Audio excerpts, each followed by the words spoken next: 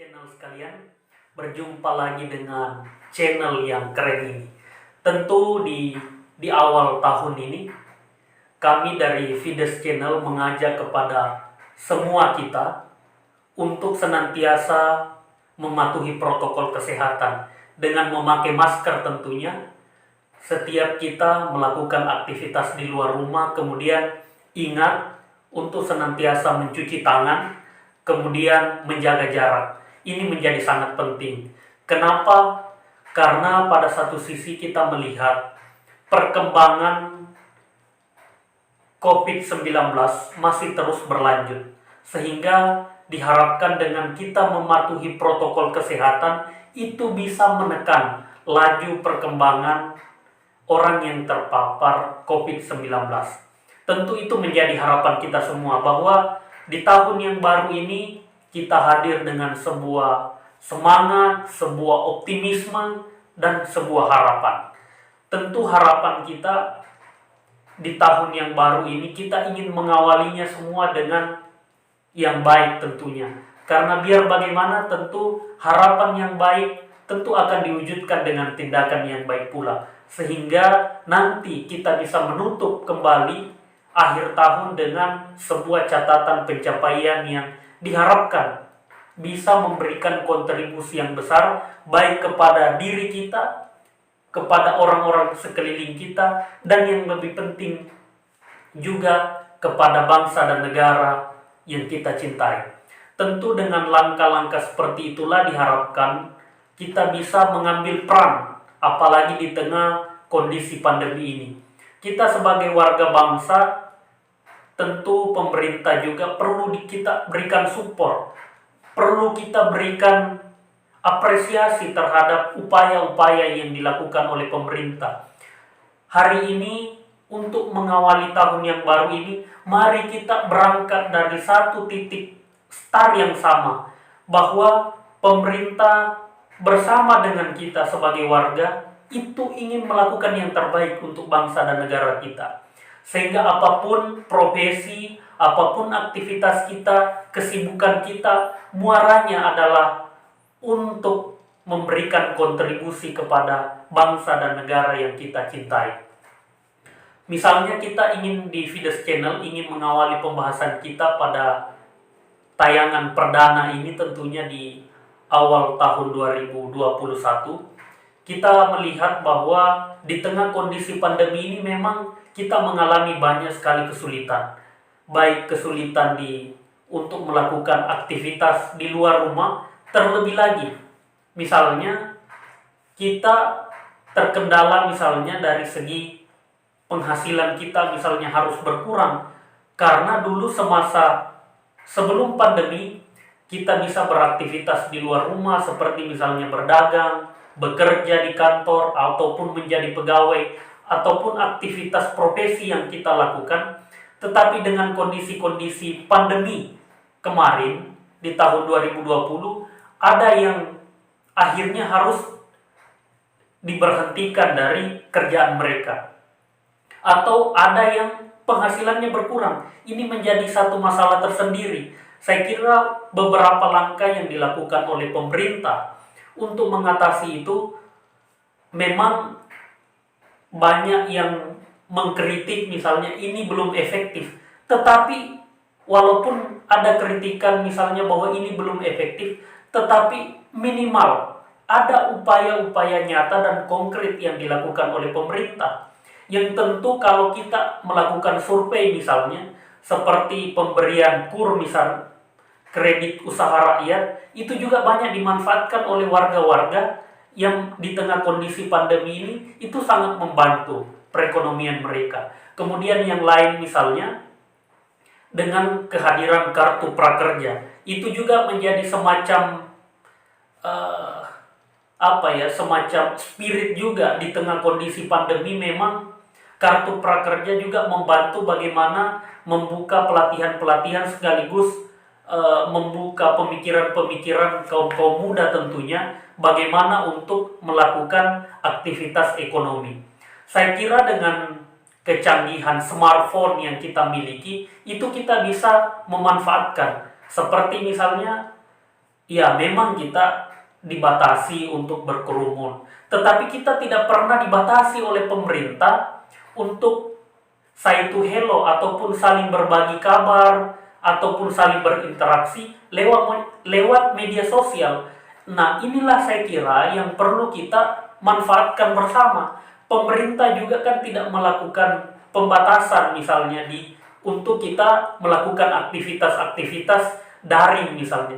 Ini saya kira kita perlu berpikir ke sana untuk membuka ruang-ruang lebih kreatif, ruang-ruang kemungkinan untuk kita berpenghasilan misalnya lewat media online, lewat medsos. Saya kira sudah banyak orang yang sukses melakukan transaksi misalnya dari segi untuk menghasilkan pundi-pundi rupiah, saya kira lewat media online dengan memanfaatkan untuk berbisnis misalnya.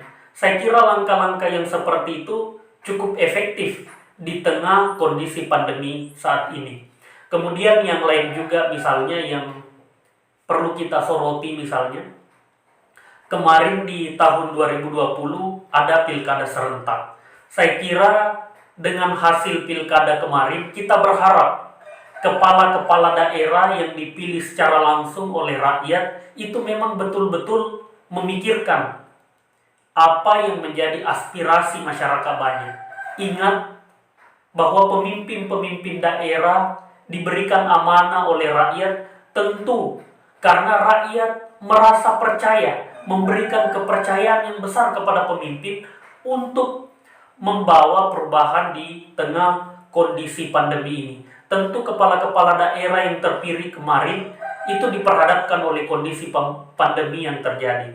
Dengan demikian, para kepala daerah tentunya kita perlu support juga bahwa di tengah kondisi pandemi ini, mari kita secara bersama-sama saling mensupport satu dengan yang lain. Misalnya, kepala daerah yang telah berhasil misalnya, atau memiliki track record yang bagus di tengah kondisi pandemi ini, misalnya dari segi peningkatan perekonomian misalnya, itu perlu saling berbagi dengan daerah-daerah yang lain. Sehingga kita tidak merasa sendiri. Para pemimpin tidak boleh merasa sendiri di tengah kondisi pandemi ini. Rakyat atau sesama pemimpin-pemimpin di semua tingkatan level kepemimpinan itu perlu saling support. Yang memiliki prestasi, ayo kita support pemimpin-pemimpin yang lain. Begitupun dengan yang lain. Sehingga pemimpin yang mensupport ataupun yang memberikan edukasi kepada pemimpin yang lain juga harus merasa bertanggung jawab sebagai satu negara kesatuan Republik Indonesia. Harapan kita saat ini, dulu misalnya, di tengah kondisi penjajahan yang terjadi, warga yang ada di pelosok Sumatera, warga yang ada di pelosok Sulawesi, warga yang ada di pelosok Jawa, warga yang ada di pelosok Papua, warga yang berada di pelosok Maluku, itu mereka memiliki satu kesadaran bahwa ketika agresi Belanda misalnya terjadi, ataupun Belanda ingin kembali menancapkan kolonialismenya di Indonesia, semua warga bangsa hadir secara bersama-sama untuk saling support, untuk saling bahu-membahu, saling membantu. Saya kira modal itu masih sangat penting untuk kita transformasikan di tengah kondisi ini. Pandemi ini adalah lawan kita semua.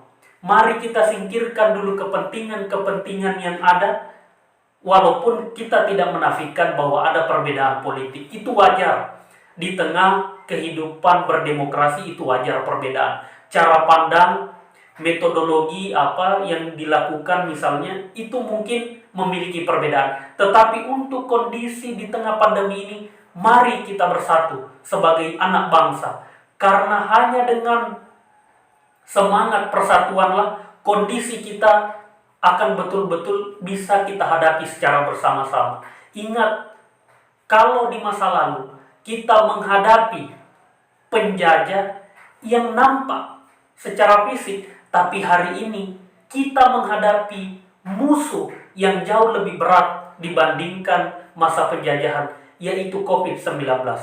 Sehingga ketika kita bersatu sebagai satu ikatan anak bangsa satu dengan yang lain, saling support, pemimpin nasional saling support, pemimpin politik saling support, pemimpin agama saling support, sehingga semua kita berpadu, semua elemen anak bangsa tanpa memandang jabatan, tanpa memandang status, sehingga dengan harapan seperti itulah kita bisa berharap untuk menekan laju perkembangan COVID-19 itu. Itu menjadi harapan kita. Kemudian yang lain yang juga perlu menjadi pertimbangan kita, perlu juga menjadi bahan pemikiran, bahan obrolan kita semua, yaitu dunia pendidikan. Tentu ada banyak kritikan yang kita dengarkan di dunia pendidikan. Misalnya contoh, anak SD misalnya harus mendapatkan pelajaran atau kelas secara online. Bayangkan, kalau anak SD, khususnya yang kelas 1, yang baru masuk kelas 1, yang baru mau diajari misalnya menulis, baru diajari membaca, itu tentu memberikan kerepotan tersendiri. Dan di sini saya kira pentingnya juga peran ataukah orang-orang yang terlibat di dalam elemen pendidikan perlu melibatkan orang tua. Kenapa orang tua menjadi sangat penting untuk dilibatkan secara bersama-sama di tengah kondisi pandemi ini? Karena dengan kondisi pembelajaran lewat online, maka otomatis tidak ada sistem pembelajaran tatap muka, sehingga orang tua lah yang dituntut lebih aktif, sehingga orang tua juga perlu mendapat support dari guru-guru, sehingga kerjasama inilah saya kira menjadi sangat penting untuk minimal mencegah, mengatasi hal-hal yang sederhana yang mungkin bisa terjadi, seperti misalnya bagaimana anak-anak seusia kelas 1 SD harus diberikan pembelajaran terkait menulis, membaca, ataupun sistem perkalian yang lain. Ini perlu mendapat perhatian saya kira. Berbeda misalnya kalau dia sudah SMP atau SMA atau yang telah kuliah. Saya kira sudah ada kesadaran-kesadaran itu, sudah ada kemampuan membaca, kemampuan menulis dan semacamnya. Sehingga ini memang kondisi-kondisi pandemi ini yang membuat kita memang harus berpikir untuk bermitra. Bagaimana caranya untuk melibatkan semua elemen. Kapan antara satu dengan yang lain merasa hebat sendiri, meninggalkan yang lain, maka di detik itulah kita mengalami kemunduran sebagai satu bangsa. Kenapa? Bayangkan kalau satu orang merasa sukses sendiri, merasa maju sendiri di tengah kondisi pandemi ini tanpa memikirkan yang lain, maka disitulah kita akan mengalami ketertinggalan. Mari kita saling support di tengah kondisi ini. Saya kira semua elemen juga perlu keterlibatan secara ekstra, khususnya di bidang pendidikan, bahwa tugas mendidik itu bukan hanya tugas guru, orang tua, masyarakat, semua elemen yang lain perlu saling bahu-membahu. Bagaimana caranya supaya di tengah kondisi pandemi ini kualitas pendidikan kita minimal tidak mengalami penurunan. Mungkin itu terkait di bidang pendidikan. Kemudian di bidang pariwisata mungkin kita melihat perkembangan misalnya kunjungan wisatawan dengan adanya pembatasan untuk berkerumun, tentu ini perlu juga mendapat perhatian. Saya kira dengan kehadiran menteri baru di bidang pariwisata dan ekonomi kreatif, Bang Sandi diharapkan untuk memberikan langkah-langkah yang lebih efektif lagi, lebih jeli lagi ke depan, sehingga dengan kebersamaan kita semua, apapun kondisi yang dialami oleh bangsa kita di tengah pandemi, saya kira dengan kebersamaan menjadi satu kunci bersama untuk kita maju ke depan. Mungkin itu yang bisa kami sampaikan pada tayangan perdana Fides Channel di tahun 2021. Kami dari Fides Channel mewakili kru dan teman-teman yang lain, kami mengucapkan selamat merayakan tahun baru, selamat memasuki tahun 2021. Mari kita optimis, mari kita berjalan penuh dengan semangat, mari kita lakukan yang terbaik di tahun 2021 ini.